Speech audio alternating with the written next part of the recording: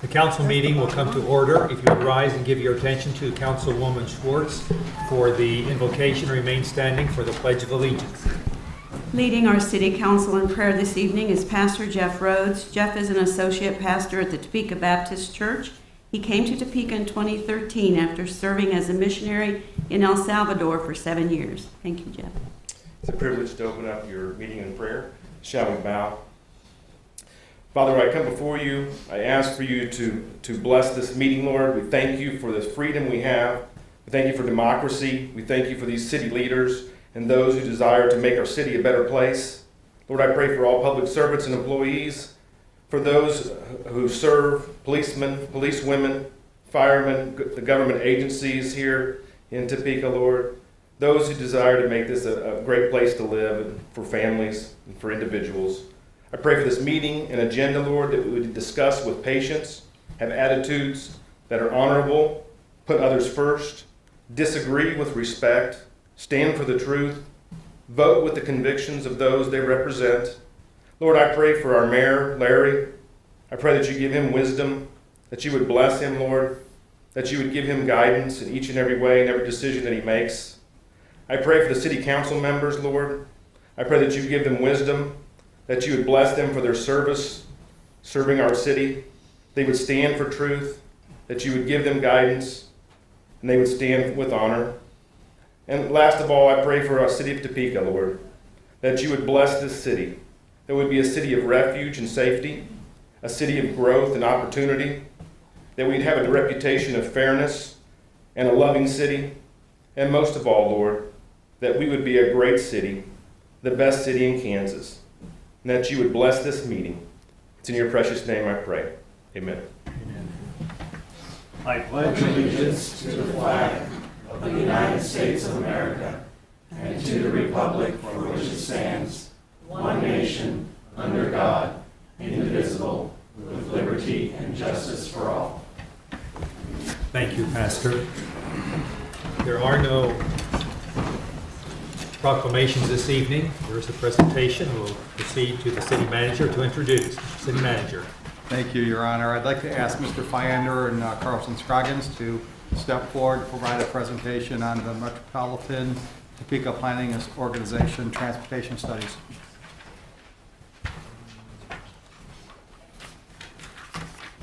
Thank you. Good evening, Mayor, Council members.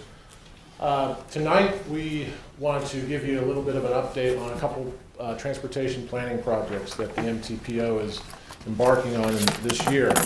The first one is the pedestrian master plan, and also the second one is the Southwest Argonia-Huntoon traffic study. With me tonight, again, is Carlton Scroggins, Transportation Planning Manager, to help me through this. Before I get into those two studies, just a real quick primer on the MTPO. This is, I don't know if everybody knows, this is our transportation planning body for the region. Several of you serve on that or have served on that, and so you do know some of this. But we're one of the 5 MPOs in the state, and I underline planning because it's not a body that approves construction or improvements for transportation. It's transportation planning. And so we do get federal funds. There are some mandates that some come funded. They actually come from the federal government to implement local regional transportation programs and activities. It's a partnership between the federal, state, and local partners. Local includes the city, county, as well as the transit authority. So in exchange for that funding, there's this partnership agreement. Our staff for the MPO is Carlton, so that's housed out of the planning department, as well as another employee. And then there's a policy board, which again, several of you have sit on and review these use of these funds. As I said, it's mostly funded mandate. It's an 80-20 split, so we get 80% of the funds from the federal government. Locals have to match it 20%. So it's a pretty good deal. So moving forward on these two initiatives that I wanted to let you know about tonight, The first one, the pedestrian master plan. This was really a significant step, no pun intended there, significant step towards a more sustainable city because it addresses several planning priorities that we have already. It increases transportation choices. It's going to make us more connected and walkable in our neighborhoods, and furthers our complete streets direction that we've been going. Bikes, peds, transit, all types of users on the street. The core of the study is kind of doing an inventory, if you will, and we call it a gap analysis. We've estimated at this point about 60% of the city is deficient in terms of where they should have sidewalks, but they don't have sidewalks. That's basically the number of the miles of streets we have and having 2 sidewalks on either side of the street. So we're about 60% deficient. That's a huge number. And obviously the resources, the next step would really would be to prioritize. Where do you start? And so I think that's the point of the plan, is to come in, look at some of the higher demand areas for pedestrians, and that could include, and does include, schools, business corridors, some of our at-risk and intensive care neighborhoods, parks, trails, bus routes. Those are all sort of high demand areas for pedestrian activity. So we're going to look at those as part of the plan and invite the community in to share what they think the priorities should be. We have the lead partner on this is going to be the MTO and planning staff. We've already hired a consultant out of Minneapolis, Tool Design Group, fairly nationally recognized in pet and bike planning. As part of that, we're going to require significant outreach to the community and have a couple of community workshops, and then also putting together a stakeholder committee of all the groups that this would impact, including neighborhoods, businesses, and transit users. We already have a website. It's not very populated right now, but we're starting. So topeka.org/pedplan is going to be our website, where we'll keep all the information on there. And we'll kick this off, hopefully, the plan is at the end of March, we'll have a community workshop. We'll be getting in touch with all these stakeholders to try and interview or come to the meetings. And then by the end of October, cross our fingers, we will have a product that will include a 5-year construction plan or implementation plan that we could actually put into use. And also they're going to look at policy or code changes we need to make moving forward to make us more walkable. So that's a kind of summary of the pedestrian plan. And unless you have any questions, I was going to move on to the second one, or we can wait to the end. Well, so actually, the plan is to develop sort of the priorities and what needs to be changed of what we have now in ordinances, not necessarily ordinances, but how we do the sidewalks. Plan wouldn't necessarily mean there's 2 sidewalks on every street. All of those sorts of things, correct? Correct. And what Mr. Mayor, what we're going to find probably is that it's a huge number. It's something we can't implement here in a feasible way. So we have to prioritize. The potential code change, for instance, in new subdivisions, is we require the sidewalks to go in when the house is built. But what if not all the houses are built in a new subdivision? Then we don't have connected sidewalks. So we need to look at that and come up with a new model for making sure those go in. Are there other questions, comments on the sidewalk comprehensive plan? All right. Okay. Go ahead.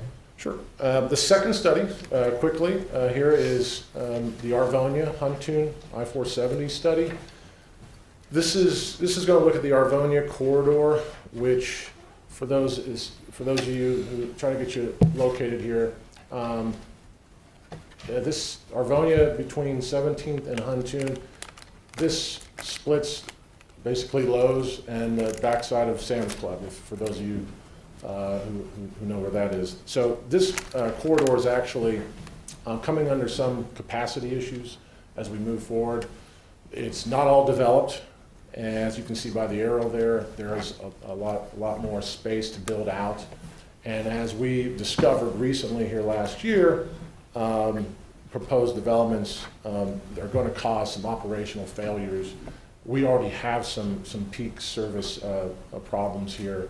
The two main problems is just the winding road is just too close to Huntoon along Arvonia as you pull into Sam's Club, and that was probably something that could have been planned much better. And then also Arvonia will probably need to be widened in the future. So with those two things in mind, last year we went to KDOT. MPO recommended this as the #1 priority for a new project that would affect a state highway. And this definitely affects the state highway, 470, the off-ramp there.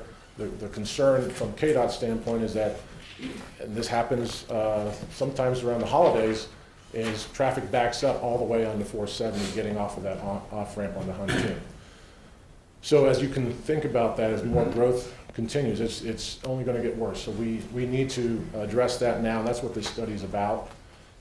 Try to come, and it will also help promote more economic development. If you can see, you sense this, even sort of a kind of an infill of what's not developed out there. So the plan's going to identify some short-term and long-term fixes.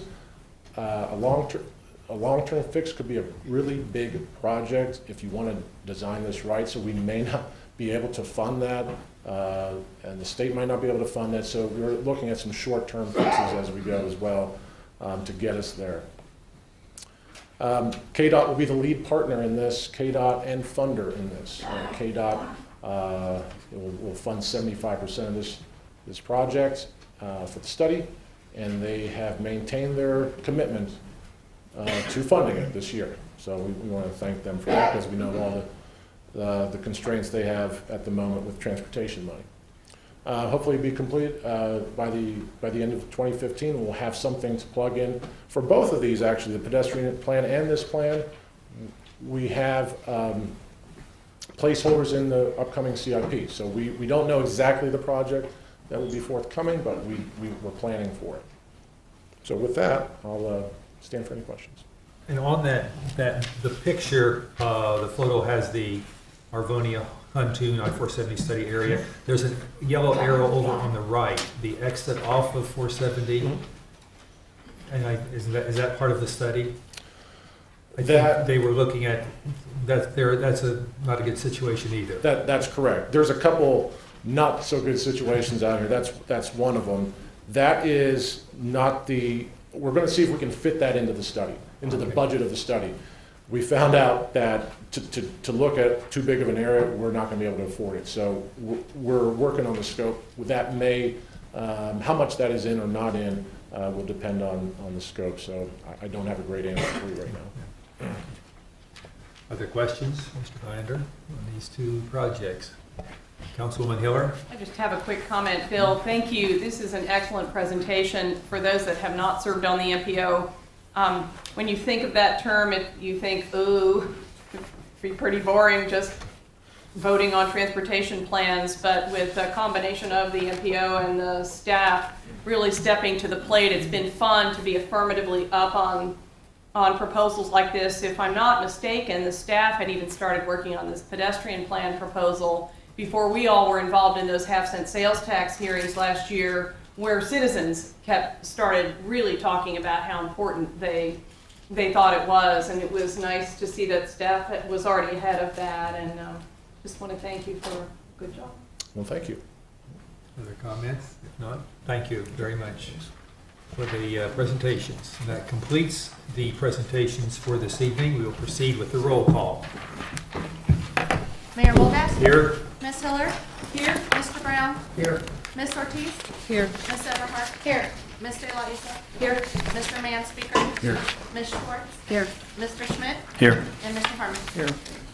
Council members, there are no additions or deletions to the agenda. There is no executive session, and I have another commitment this evening I must keep, and if the meeting goes too long, I will leave early.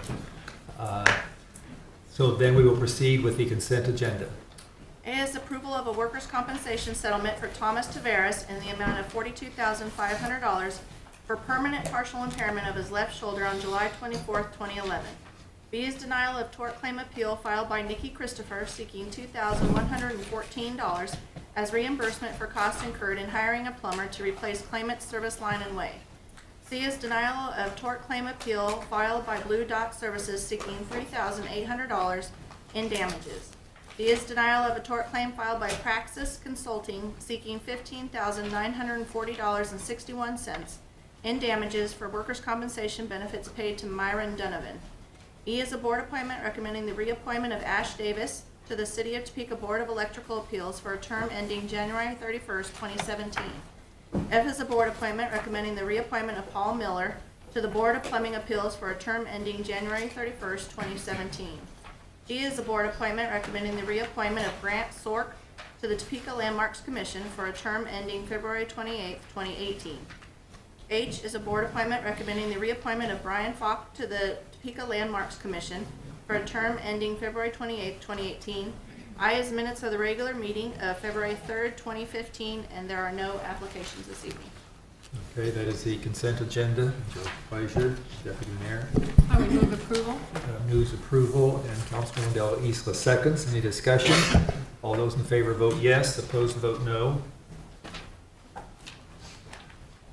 We have 9 yes. 9 having voted yes, the consent agenda is approved. Proceed to the action items. First, A is a resolution on a water main replacement.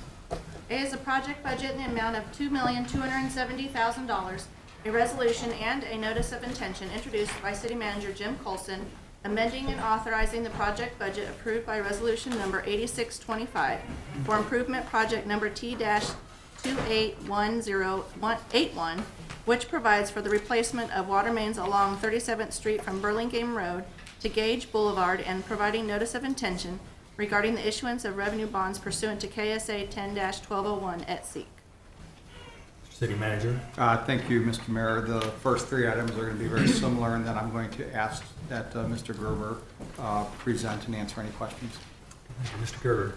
Mr. Colson, Mr. Mayor, thank you. As was noted in the introduction, this project ultimately revolves around replacing 5,800 feet of water main on 37th Street between Burlingame and Gage. And the project's being primarily driven because of the street improvements along that corridor as well. The project was originally envisioned, and it's laid out in the CIP, as 2 phases. And in fact, it will remain 2 phases. However, we need the entire bonding authority at this time because we plan to bid the street and water project at the same time. And so we need that entire amount in our authority at this time. The project budget has increased from what was originally envisioned. And I think that there's a couple reasons why that happened. First, I think we could chalk it up to some staff transitions. You'll hear me say that a couple times tonight, but as our water engineer left, we had an estimate that was left with us. We think it may be a little strong, but we don't want to second guess that and find ourselves short. And secondarily, as we understood the complexities of the project a little better, we decided to bore under 470 rather than what was originally envisioned, and that's added some cost to the project. So for those reasons, the budget has increased, but we would ask for that additional authority at this point. And with that, I'd stand for questions. So actually, this was in two different years, and we're moving from the second year both into the bidding the project into one. So we do it all at once rather than in 2 different years. Yes, Mr. Mayor, it will be bid in the relatively near future. Most of the water work will take place next year as originally scheduled. Okay. And the street also, is that being bid in 2 phases, or is the street? It's all being bid together. All in one Yes. project? Okay, all right, thank you. Questions? Councilman Harmon? Thank you, Your Honor. Doug, I don't have our CIP notebook in front of us, but these increases are fairly substantial in Indeed. terms of what was originally looked at. And what we've done in the past is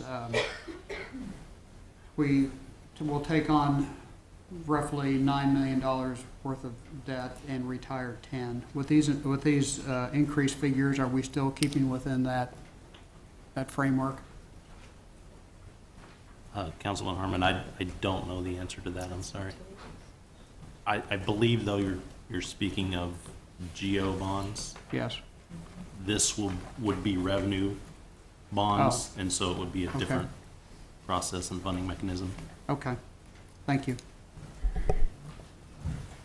And just along that line, this is not GO bonds. I mean, this is, actually, these, all our water utilities they're on utilities, rather than property tax levies, in a sense, being paid for. They're out of bonding out of the utility budgets. Yes, Correct. Mr. Mayor, they're funded through a dedicated revenue source from the utilities, depending on where the project happens to be located, water, wastewater, stormwater. Okay. Other questions, comments? Councilwoman Yoder? I see that these are budgeted for bonding, which I'll just sound like a broken record, I guess, point out that that means it almost doubles the cost. And so are you actually expecting to have to bond this particular project? Or perhaps a combination of cash and bonds? Councilwoman Hiller and Mr. Mayor, we believe that we will bond this project in its entirety. As I get to discussion of 5B or 5C, I don't remember which one, we anticipate we may pay cash for part of that. But for Good. this particular project, we will bond it. Okay. Good. Just as we keep working on the health of that, that'll help us get more done. Thank you. Deputy Mayor? Thank you. I would just move approval. Okay, Deputy Mayor's moved approval. Councilwoman Elisa seconds of the project budget resolution intention on the water main replacement. In discussion, all those in favor vote yes, opposed vote no. I vote yes. I'm sorry, I turned off the wrong one. Sorry, my mistake. Go ahead and vote now. We have 9 yes and Mr. Manspeaker voting no. 9 having voted yes, the project budget resolution and notice are approved. We go to item 5B, a similar process on the South Kansas pump station. B is a project budget in the amount of $1,449,740, a resolution and a notice of intention introduced by City Manager Jim Colson, amending and authorizing the project budget approved by resolution number 8625 for improvement project number T-291003 Phase 1, which provides for Phase 2 of the South Kansas pump station rehabilitation and providing notice of intention regarding the issuance of revenue bonds pursuant to KSA 10-1201 et seq. Mr. City Manager. Mr. Mayor, I'd like to ask Mr. Gerber to present and answer any questions. Gerber. Mr. Coulson, Mr. Mayor, thank you again. This is a part of a comprehensive project that started several years ago. In fact, it was originally in the CIP around 2009. And so it's been kind of out there for a while, but it's a comprehensive project, and I'll try not to bore you with too many details, but I think they're relevant in describing how we got to where we're at today. I guess I would say, as with a lot of our utility projects, there's a lot of moving parts. It's not only city staff that need to be coordinated, but in this particular project, we had to work closely with the Corps because it impacts our levee system, and we had to work with KDHE because it's part of our wastewater system, obviously. The original budget was $752,000. That's being proposed to be increased to $1.4 million. Again, you'll hear me say that was, I think, largely the result of some staff transitions. At the time, we had a brand new wastewater engineer, and they were just trying to get a budget placeholder. Additionally, it was around that time that Bob Sample, who's the WPC director, left, and there was sort of a leadership void there, and so I think that was one of the contributors as well. This is an interesting and good project because it addresses multiple but related needs. First off, it takes the Potwin pump station offline. And then that's an old and that's a pump station that needs to come offline. It's old and it's not functioning like we need it to. As part of that being taken offline, it will involve the construction of a new sewer interceptor about a 27-inch main, and that will take the waste from where it would normally go through the Potwin station to the, it'll gravity flow to the South Kansas pump station. Additionally, as part of that, we will punch through the levee. So that's why we had to deal with the Corps on this particular issue. And then finally, this particular project will help eliminate CSO number 5, combined sewer overflow number 5. As you're aware, the city has 6 permitted overflow points. This project will help eliminate one of those CSOs, which is a good thing, and moves us further towards our goal of eliminating those ultimately in the future. There's essentially a bottleneck right now at the Potwin pump station where the main goes from a larger size, 24-inch, I think, down to a 12-inch, and so that contributes to an overflow, which KDHE frowns upon. So, let me make sure I've addressed all my points. At this point, we are now at the place where both the Corps and KDHE have signed off on the project.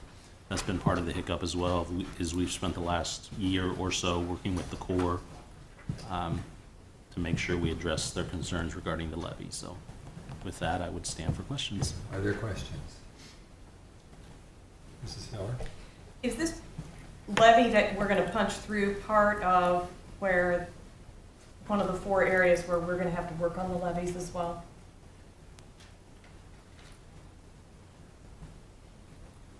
I'm looking at my utility team out there, and Mrs. Hiller, and the answer is no. Okay, thank you. Good. Good. Other questions, comments? Motion approved. Councilwoman Ortiz moves to approve. Deputy Mayor seconds. Any discussion?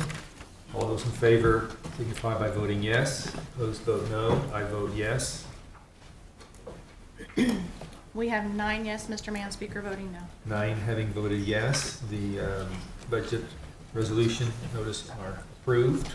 Go to item 5C, similar on the Oakland wastewater plant.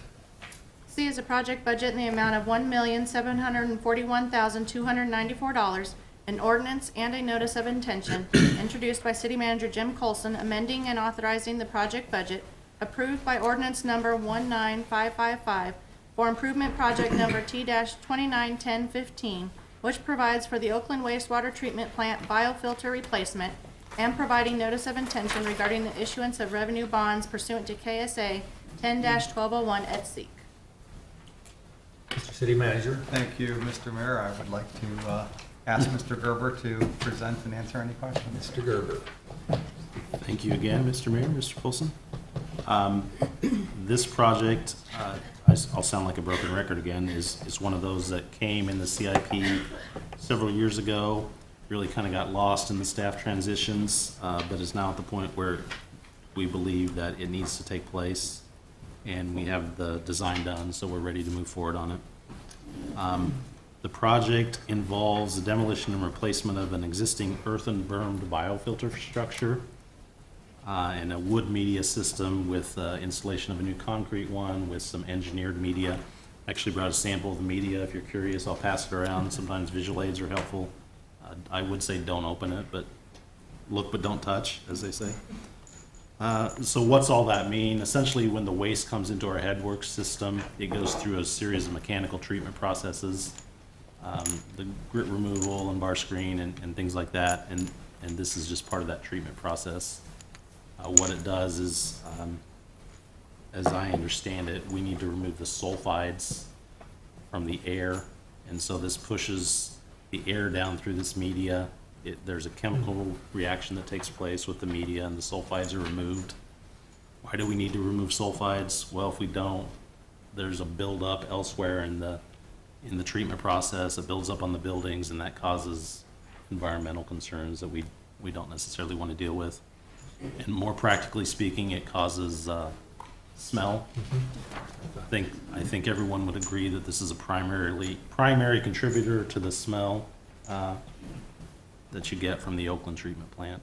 So again, this project is designed, ready to go, KDHE approved, and so I would stand for questions. Are there questions? Councilman Harmon. Motion to approve. Councilman Harmon moves to approve. Councilman Brown seconds. Any discussion? All those in favor vote yes, opposed vote no. I vote yes. We have 9 yes, Mr. Manspeaker voting no. 9 having voted yes, the budget ordinance notice is approved. And Mr. Gerber, you mentioned you had your team here. Why don't we have your team stand, if they would? Okay. If the team of worked on these issues stand, that we recognize, I know several of you, and we appreciate your good work. This is a long, big process. Go to item 5D, an ordinance on a department. D is an ordinance introduced by City Manager Jim Colson concerning neighborhood relations and community development, amending City of Topeka Code Sections 225-200, 225-250, 2105020, 2105040, 2105070 through 2105100, 330, 320, 330, 330, 330, 350 through 330, 380, 330, 400 through 330, 430, 563, 010, and 860, 030, and repealing said original sections as well as Section 2, 105, 030 in its entirety. Mr. City Manager. Thank you, Mr. Mayor. Last week, we had a fairly extensive discussion pertaining to the reorganization of the HND department, and specifically the renaming of that and moving around some activities into the Department of Neighborhood Relations. This is a pilot program that started over a year ago, and we continue to work on fine-tuning that. And this activity would actually approve the restructure and rename the Housing and Neighborhood Development Department to the Department of Neighborhood Relations. And I probably stole her entire presentation, but I'd ask Sasha Stiles to step forward, and she may have some more presentation or answer any questions that you may have.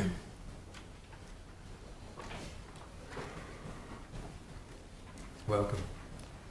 Good evening, Mr. Mayor, council members. I don't have a prepared presentation. You saw it last week, but I would be happy and delighted to answer any questions that you might have. As we touched on last week, we are just consolidating services related to property and housing into one department, and hopefully we'll be able to streamline the processes and the customer service experience for folks. So again, I would stand for any questions that you may have. Okay.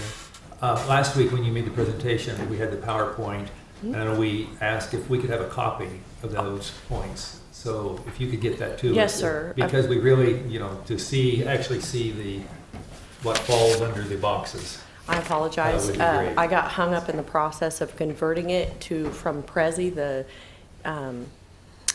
the operating or the program that it's in. I'm struggling, but I'll get right on that. Thank you. I apologize. Thank you. Councilwoman Schwartz.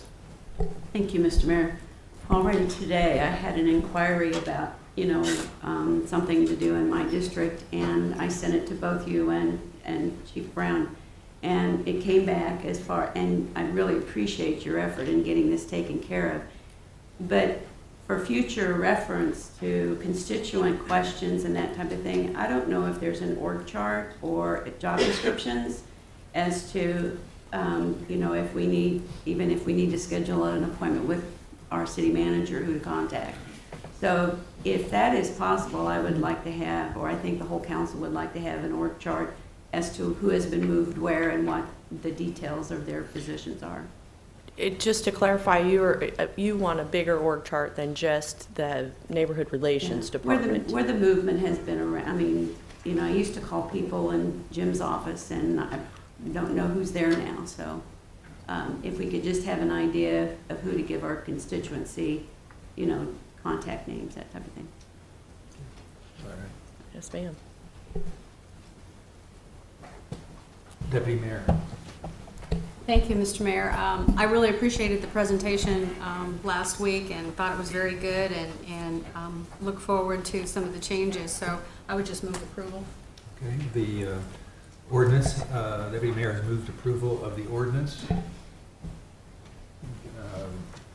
Councilman Schmidt seconds. Is there discussion? Councilman Hiller. I have a couple of points, if I may. Sure. First, as I said last week, I really like the plan. I like the structure, I like the goals that were presented, and I've got confidence in Sasha as the new department head, so I'm excited about it. I do have 3 issues to raise, the last of which would be a very minor amendment. First issue is that between last week and this week, I finally figured out that the sections about the Neighborhood Improvement Association changes were pulled.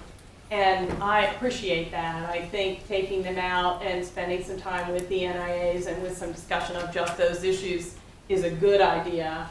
I would just kind of on the side have appreciated being alerted that they were out when the new agenda came out, so I knew that's not your call, but I didn't know it until I couldn't find the section on Sunday. So. Related to that, in the ordinance that's still in that ordinance, in what is currently lines 206 to 218, there is discussion of basically conflict of interest. And the ordinance as it's written says that people that are members of organizations that are it basically disallows that an employee of the city, a member of an NIA, or an employee of a nonprofit who's doing with the city can get financial gain from any of the programs that we have. And I'm not sure that that's what was meant. I am familiar along the way with staff of the nonprofits, staff of the city, and members of the NIAs being able to become, for instance, Toto home buyers, or getting rehab done, or participating in the 50/50 program on their sidewalks. So when you're reviewing this, I would suggest to look at that section again. What happened was, I don't recall anybody referring to the city ordinances, but they went to HUD's guidelines and they simply advertised publicly about it, and if there were no objections, counseled the people and went on through with that. So you might want to look at that section.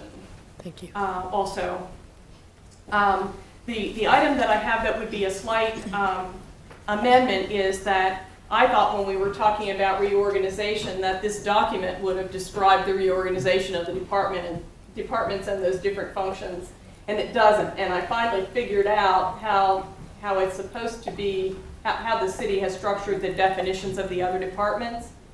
So I'd worked on some amendments that I will not offer. However, the section on what's section 3 in our ordinance as proposed, when it's simply, in line 36, the beginning of that section says the department, what would now be the Department of Neighborhood Relations, the functions of the Department of the Neighborhood Relations shall be as follows. But what follows is strictly the old housing and neighborhood development, CDBG, HUD funding type functions, which is not the entire scope of the department. I would suggest that line 36 be amended to say the functions of the Department of Neighborhood Relations shall include the following housing and neighborhood development functions, so that it's a phrase that limits that section to those particular functions. And I would offer that in the form of a motion as an amendment. Okay, you've moved an amendment to the ordinance. Correct. You have a copy that we I'll can share. send We it need to down. have that in writing to the clerk.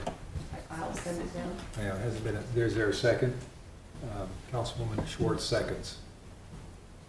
So we'll maybe pause you.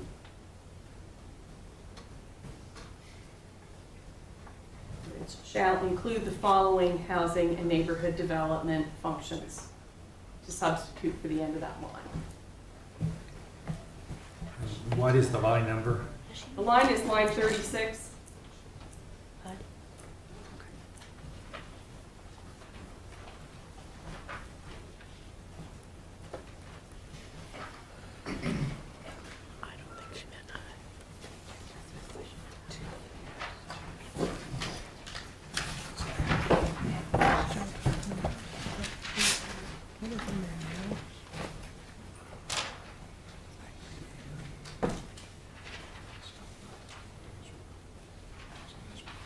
The Okay, issue being. the current line 36 says, "The functions of the Department of Neighborhood Relations shall be as follows." Correct. And you are changing that to, Shall include the following housing and neighborhood development functions. And I say that because this section doesn't make reference to the code compliance work, it doesn't make reference to development services, it doesn't make reference to being the city's real estate agent, it doesn't make reference to the fact that we're doing zoning inspection. so you're expanding, whereas this line makes No, it. because this is really a limited section. This section is all the details Right. that were developed over all the years for those strictly the community development block grant and HUD-related funding, and you see that language all the way through it. That's what it's about, but it really doesn't apply to those other functions. It's just lots of detail on the CDBG functions, which should be there, no question about it. Part of the rest of this ordinance that we're changing is a section that actually has a totally different number than these, that talks about the building code definitions. That really isn't, it's separate, they're just all kind of grouped together. There's another separate section with a separate code number that talks about the International Property Maintenance Code and changing the lead name in that to the Neighborhood Relations Director instead of the Chief of Police. Okay, And even though they're do stacked you- together. Do you understand this I do, change? and I guess to summarize, to make sure that I understand, the section of the ordinance that Councilmember Hiller is referencing calls out the duties that were formerly in housing and neighborhood development. And to clarify for the group's benefit, HUD requires that language be in our ordinance. So I think what Councilwoman Hiller is suggesting is that we're clarifying that these aren't all the duties of the department. These are the duties that were formerly performed in housing and neighborhood development, if I understand you correctly. Absolutely, yes. So how do you feel about this amendment? I of would the city defer manager? to the city manager. Thank you, Mr. Mayor, and Councilmember Heller. We're fine with it. We think the ordinance in whole addresses all the issues, but I think her language is a safety valve and that it just makes sure that it's not too limiting, so we're fine with it. Okay, all right. Okay, we have a amendment before us then for this ordinance. Is there other discussion? Moved and seconded. All those, Councilman Ortiz? Thank you, Mr. Mayor. I think I talked to Ms. Stiles, and I appreciate the conversation we had. I'm going to support this, but I'm not real fond on moving our code officers from under the police back under housing and neighborhood. It's going to take me a while. I've been up here a while, so it's going to take me a minute to get used to the new name. And I tell you why, we if I may, Mr. Mayor, we got sold a good bill of sales when that was sold to us, on how there's things that officers can do to help them being under that scope. Nothing against you. So I'm gonna flow with it for a while, and I'm gonna see how it goes.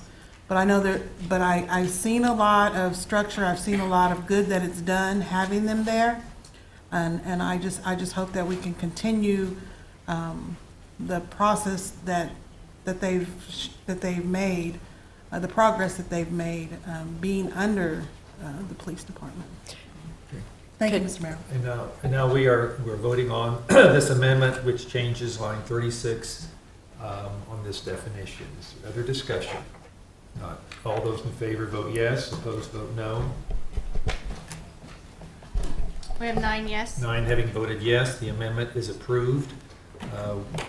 We have a motion to approve the ordinance, and second, and so we will then consider the ordinance as amended. Any discussion? If not, all those in favor vote yes, opposed vote no. 9 yes.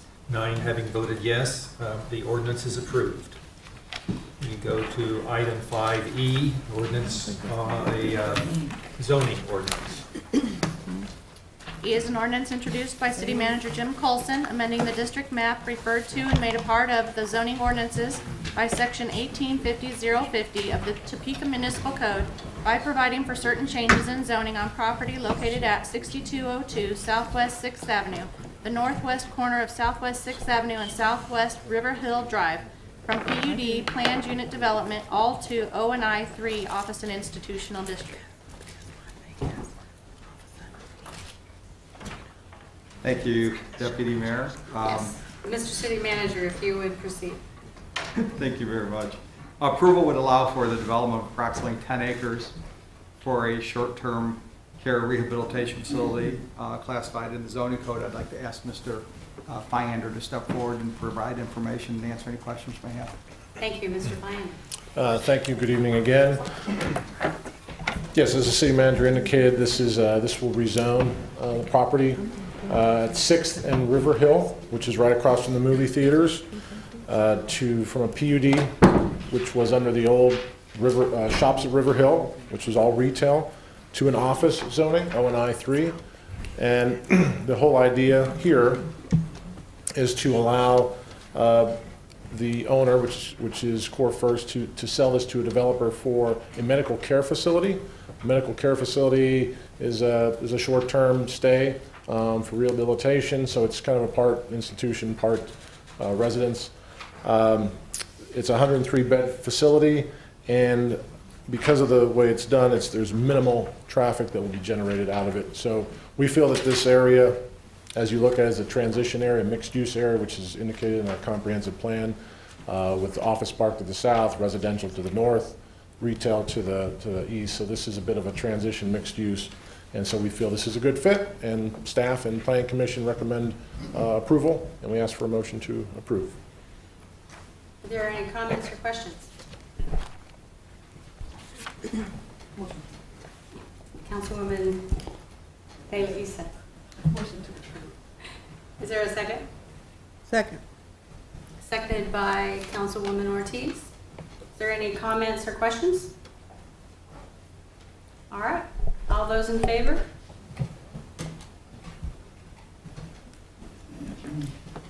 Yes? We have 9 yes.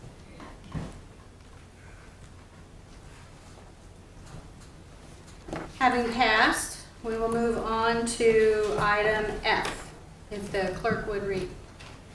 F is a resolution introduced by Deputy Mayor Denise Everhart and Councilmember Karen Hiller to endorse the nomination of 2 areas within downtown Topeka as historic districts listed on the Register of Historic Kansas Places and the National Register of Historic Places. Thank you. I don't know if Councilwoman Hiller wants to speak to this, or the city manager, did you have something you wanted to say? I would defer to Councilmember Heller initially, see if she has comments. Well, these are both in District 1. They are downtown. There's been a lot of downtown participation on the idea of creating a historic district, and then the specific plans. They've worked very hard. The requisite number of signatures have been acquired. The district has changed a little bit in size from when it was first proposed to today, and what's happened is that it has squared out and is complete. There are a lot of details in people's packets if they want to look at those. The application is prepared and ready to go. The signatures for those who have been on board have been obtained, as well as the designation of which structures in both historic districts would be considered, which ones are already on the historic register, of which there are some, which ones would be considered what they call contributing properties. And so all those owners know which buildings they're in. There's tremendous support, and I would certainly move for approval. Thank you, Councilwoman Hiller. I see a second by Councilman Schmidt. Is there any further discussion or questions? Yes, Councilman Harmon. Thank you, Deputy Mayor. Question for Mr. Fyander. I think this is a very good idea, but ultimately isn't this because by making these designations it frees up tax credits and economic development and whatnot, so we're to encourage investment in these areas? Is that really what we're accomplishing here? Councilmember Harmon, yes, there's a whole economic development part of this that goes along. It's an incentive. Okay. So in exchange for being an historic district, and we know that's going to require some adherence to some standards, there is a fiscal incentive, financial incentive that's offered up to 45% in tax credits if you combine it with the state and federal tax credit programs on any improvements you make to the buildings. You have to be contributing, and if you, as I said before, a few months ago, if you turn the building upside down, shake it, whatever falls out is not eligible, but if it stays with the building, that's eligible. Systems, mechanical, air, electrical, windows, roof, walls, you name it. So, yes, so this is a major incentive, and we've seen since the state passed their tax credit program 10 years ago. I think I mentioned there's about 30 other cities in Kansas that have downtown historic districts now. So that's the main reason. Follow up, Your Honor. I think it's a great idea, and I appreciate your involvement in the department and the involvement of your department. I appreciate the work of Councilwoman Hiller and property owners in the district, because this is a good plan, and I'm happy that we're recognizing those historic structures in our downtown environs. Thank you. Is there any, yes, Councilman Hiller. I hadn't prepared a presentation, so 2 other points worth mentioning at this time. One is that for those who have watched just historic preservation in general, but particularly in Topeka, we've come from a place where people went, oh, historic tax credit or historic preservation, I don't know, to realizing that when, and if people have questions, Vince Fry is here from DTI, to where now when people are considering buying a building or improving a building, the first question they ask is this eligible for historic tax credits? Is this eligible, or our neighboring buildings? It makes a difference. And so it has become a real economic development tool and downtown development tool. The other point to make is that I think everybody knows this, but in our approval of this district, that district does include City Hall in TPAC, this building that we are in, as well as one of the city's garages. And so we will be proud members of a historic district, and also our buildings will be eligible for that same assistance, which I find really great. Thank you. Any other comments, questions? Seeing none, we have a motion and a second, so if you'd all cast your vote. Yes. We had 9 yes. The resolution having passed, moving on to G, if the clerk would read. There are no applications this evening. Okay. So then we would move on to announcements. If the clerk could give us a preview of the next agenda.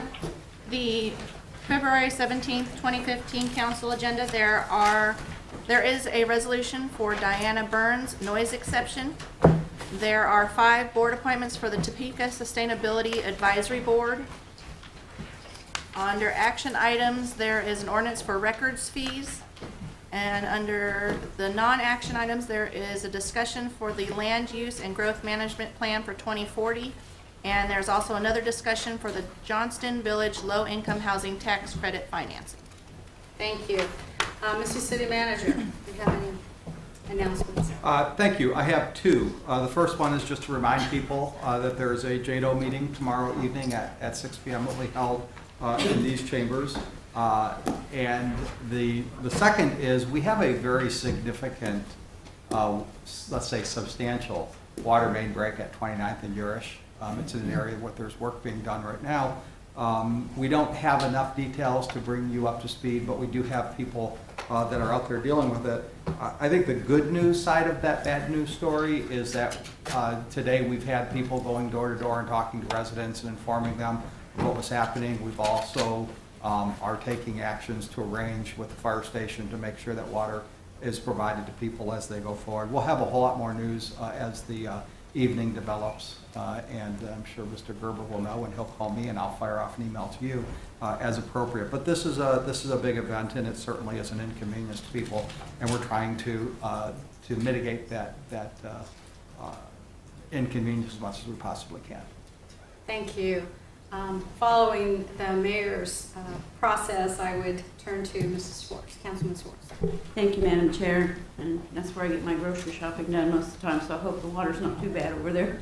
But I just had a couple things. I wanted to give you an example of a city and state working together. I had mentioned last week about getting into the Capitol building was very difficult, and I had sent an email to Mark McGivern with Facilities Management. They got it all taken care of, and even Senator Vicky Schmidt said, wow, this, it really did result in a better entrance that we could get into our Capitol building. So I was really pleased with that. The other thing I wanted to comment on was that Visit Topeka sent out their attendance record, attendance numbers for Topeka, for our attractions in Topeka, and I was really impressed with some of these numbers. In 2014, the zoo had almost 200,000 people for the year. The state capitol was next with a little over 100,000. Old Prairie Town was next, third on the list with 90,000, and the Discovery Center was 73,000. So I think we're doing a good job of attracting people to our city for different things. But I know with the Old Prairie Town, I'm going there Thursday evening for the Ward Mead Garden Club, and that garden show is this weekend, and that's how I ended up joining the garden club. So please go to the garden show this weekend at the Expo Center. Thank you. Councilman Schmidt?